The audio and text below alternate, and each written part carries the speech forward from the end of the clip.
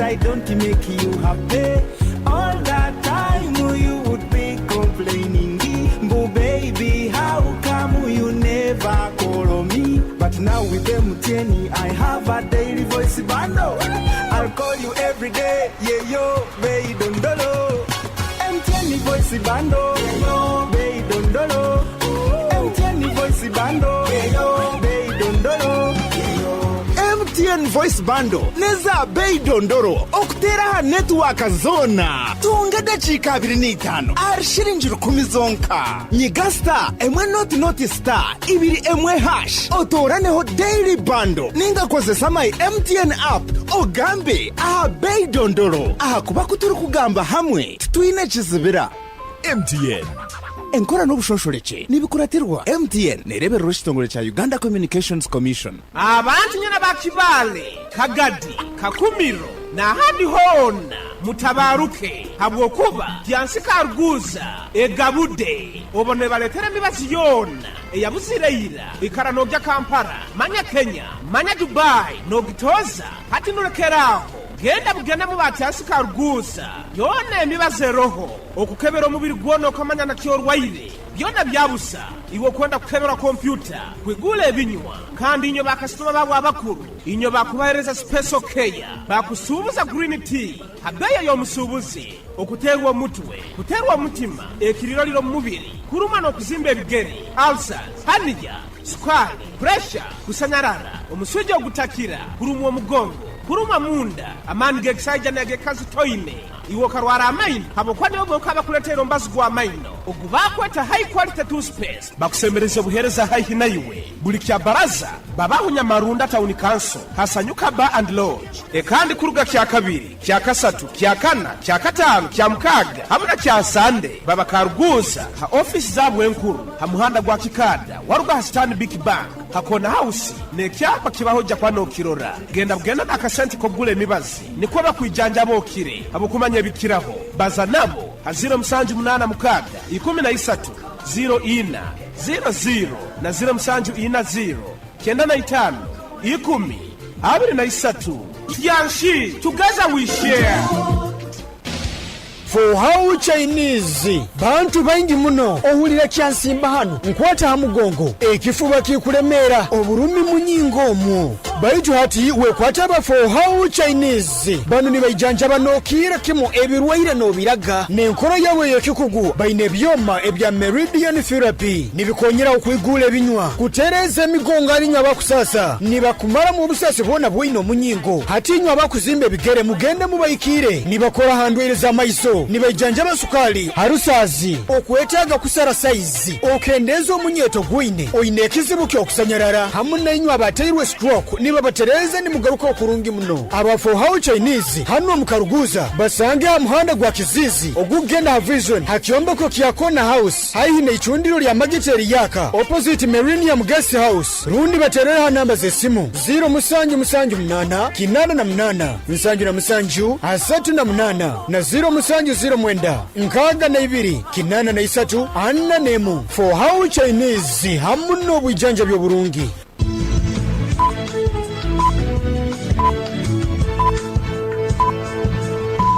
Esaha zikire msanje zeihangwe ohulirize Kdr 10 fama akaire kanu nikakuleterwa MTN voice bundles ezikutera network zona habei dondolo migasita 10 ibiri mu hash rundo yekonyeza my MTN app okome mu daily bundle habo kuba butukubaza itwena titukwemerezebwa. MTN Uganda Limited nerolerwa Uganda Communications Commission.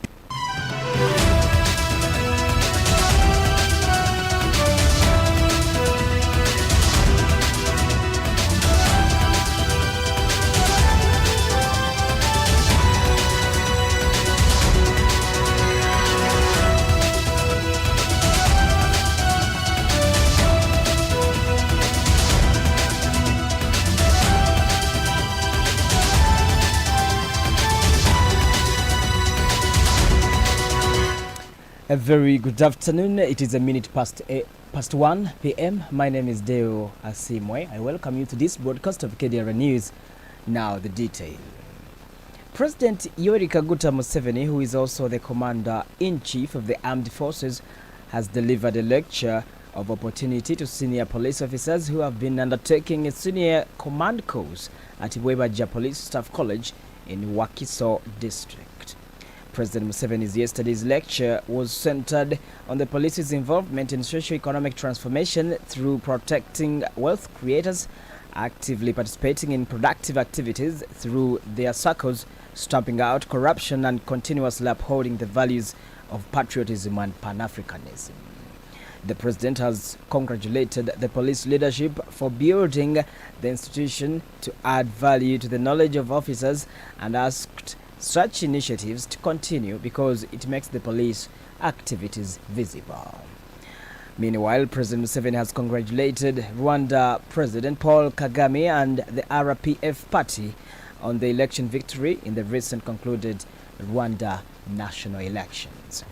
Museveni says that the re-election of President Kagame is a testament to the trust and confidence the people of Rwanda have in his leadership.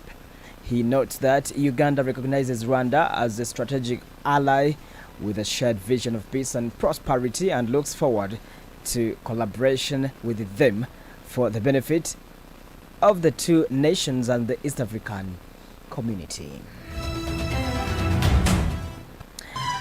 Kibale Grade 1 Magistrate, His Worship Derek Kamanzi, has sentenced a 27-year-old man to 1 year and 8 months imprisonment on charges of escaping from lawful custody.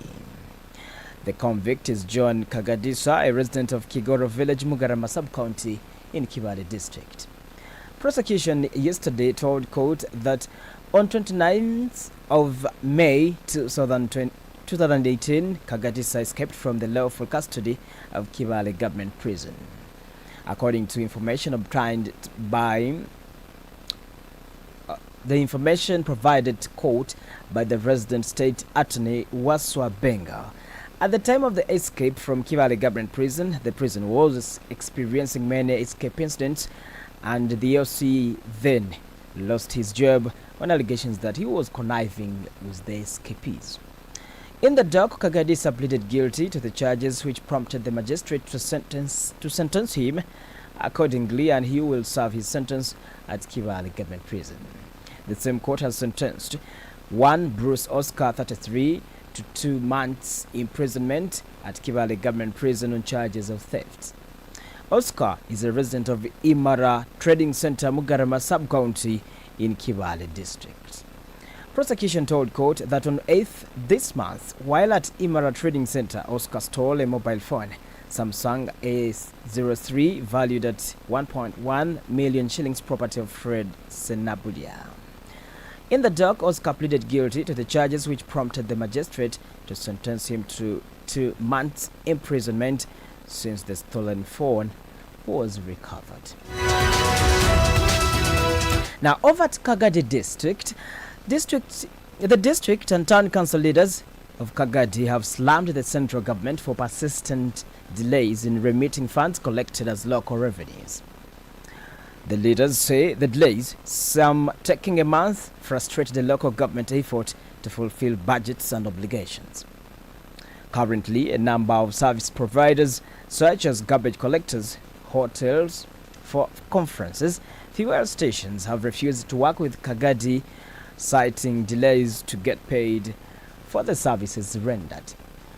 Jeffrey Mugisa, the Kagadi principal town clerk, says that since the new financial year began, they have not received any funds from central government. But Kdr FM understands that the government only this week started remitting monies for the current quarter.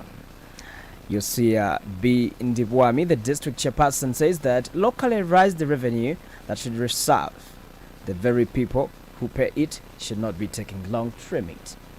The district adopted the dictator system Elogrieve, where funds collected as local revenue is paid directly to the center and thereafter at the convenience of government remits funds back.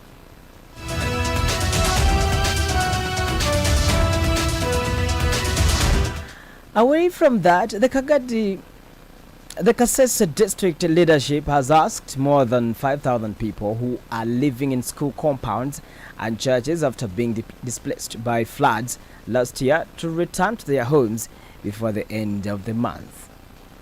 The affected individuals live in 15 makeshift shelters spread across 9 sub-counties of Bwesumbu, Buhuhira, Maliba, Kyarumba, Nyakabingo, Kyondo,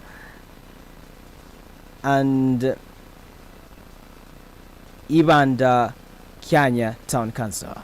The district local council 5 chairperson Elifaz Muhindi Bukombi says that the conditions in the camps are deteriorating rapidly, and if the people remain there, they are at risk of contracting diseases. KDR has learned that the decision was taken after some of the non-government organizations that have been supporting the flood victims with relief items say that they are no longer able to do so, meaning that the responsibility for providing relief support will now fall upon the district.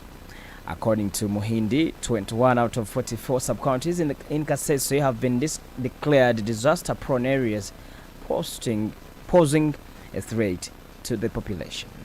He explains that since 2020 floods that hit the district, the government is yet to honor its pledge of relocating and settling the flood victims, as it has not yet procured land for the same. However, many of the affected residents say that they have nowhere to go because their homes were destroyed by floods. Dirona Ithungu, who currently resides in the makeshift tent provided by the Uganda Red Cross Society at Kasangali SDA Primary School in Wesumbo Sub-County, says that life inside the camp is becoming unbearable. However, Ithungu notes that she has now where to relocate because her house was buried by mudslides. Last week, several partners including World Vision, Caritas Kasese, Kdr, and Creation for Africa CAF, among others, held a meeting to announce the end of emergency assistance to the flood victims.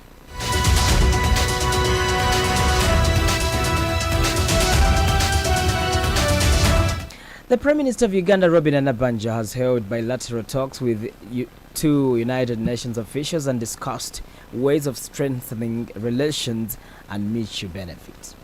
The Prime Minister, who was flanked by Norbert Mao, the Minister for Justice and Constitutional Affairs, and Professor Pamela Mbabazi, the Chairperson of National Planning Authority, met Joyce Nsuya, the Assistant Secretary General of Humanitarian Affairs and Deputy Emergency Relief Coordinator at the G77 offices in New York.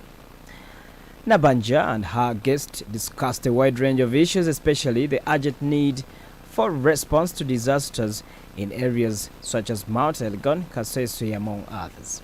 On her part, Nsuya assured Prime Minister Nabanja that United Nations are ready to support Uganda and the disaster-prone areas. In a related development, Nabanja also held bilateral talks with Cleva Gatete, the United Nations Under Secretary General and Executive Secretary of Economic Commission for Africa. She lauded UNECA for the support they offer to Uganda, especially the assessment of performance of local governments to improve service delivery. In his speech, Gatete said that Africa needs to come up with African solutions to address some of the issues affecting the continent. Uganda took over the leadership of G77 plus China from Cuba during the 3rd South Summit of the G77 plus China Heads of State and Government at Speak Resort Munyonyo in Kampala under the theme Leaving No One Behind. You are still listening to KDR News Broadcast. This is the news on the international scene. You are still For the news on the international scene, Kenyan police have banned protests in the center of the capital, Nairobi, and surrounding areas until further notice, citing their leaderless nature that has made it difficult to enforce safety. It comes after weeks of deadly anti-government protests in which scores of people have been killed. Nairobi city centre has been the heart of the youth-led protests, which have also taken place across the country. More protests are planned today, with online posters calling for people to gather at Uhuru Park in the city centre before marching to State House, the president's official residence.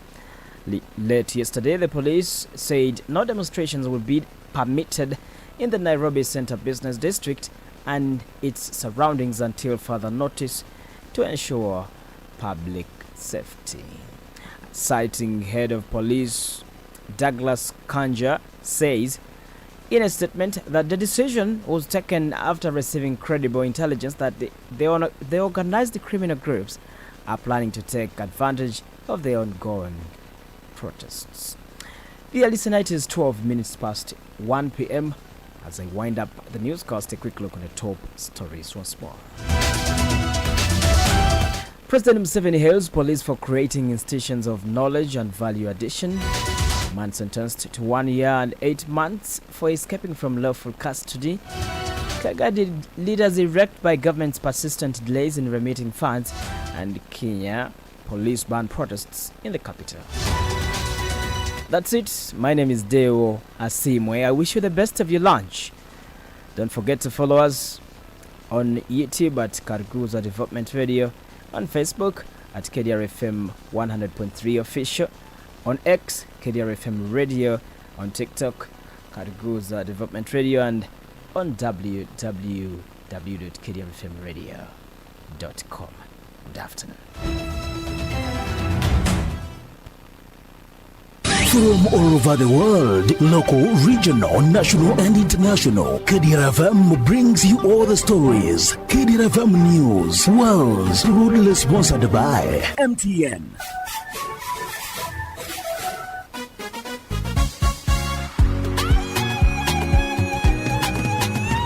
You used to tell me that I don't make you happy. All that time you would be complaining.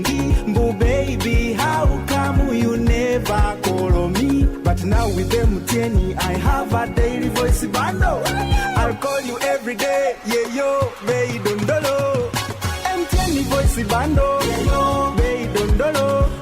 MTN voice bundle, yeah yo, baby dondolo. MTN voice bundle neza bei dondoro okutera network zona tunga dachika 25 arshiringi 10 zonka nyigasta emwe not star ibiri emwe hash otoraneho daily bundle ninga kozesa my MTN app ogambe